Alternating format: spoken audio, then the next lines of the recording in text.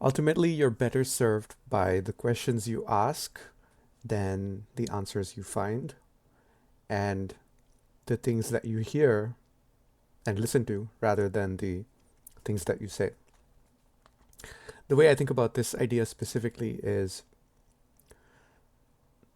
it's a lot better to to be open and listening,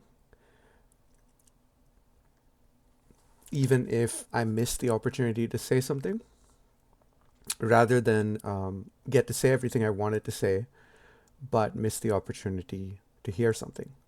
Simply because hearing new things is how new information comes in. You can synthesize some new information by speaking, but it's not a lot. But you can get a lot of novel information by listening for it. In a similar sense, asking really good questions will take you really far, a lot further than making up really good answers. Of course, both are useful, um, but I think the our intuition often goes the other way, especially since our society seems to reward the kind of loud, boisterous, extroverted people.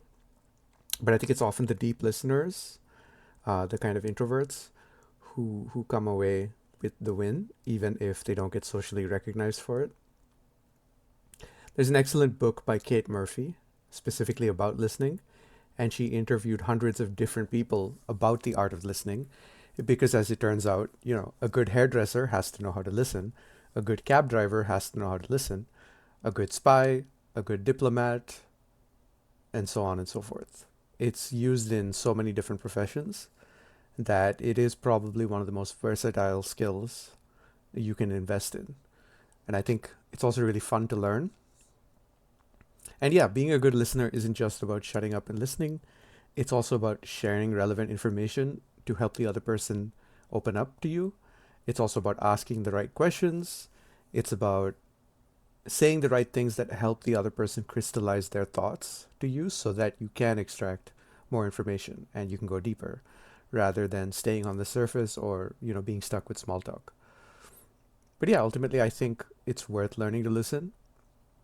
And the best way to start practicing it is to just pay more attention to it actively in a conversation. To start observing yourself and seeing the kinds of questions you ask, seeing the moments when you do deeply listen, and ultimately listening is a full body exercise. When you're doing it right, you will find that you're super engaged, and it's not just a matter of listening with your ears, it's a matter of listening with your entire body so that when the person says something, it really strikes you and you can really feel it. And then you respond in such a way that shows you've been deeply listening. And Kate Murphy in her book actually pointed out that studies have shown when people were deeply listened to, their effective IQ actually went up. So, interestingly enough, the skill of being a good listener can actually make the other person smarter, which is fascinating.